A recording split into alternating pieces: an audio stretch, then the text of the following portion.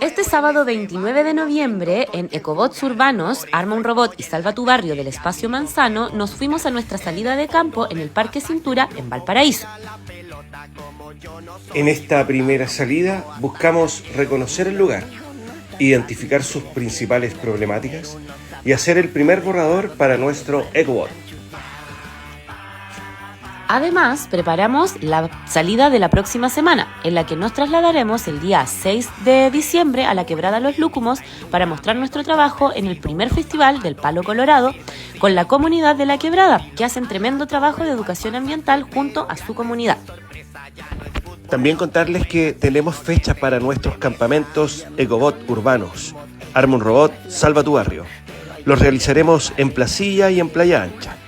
Deja un robot en los comentarios para más detalles.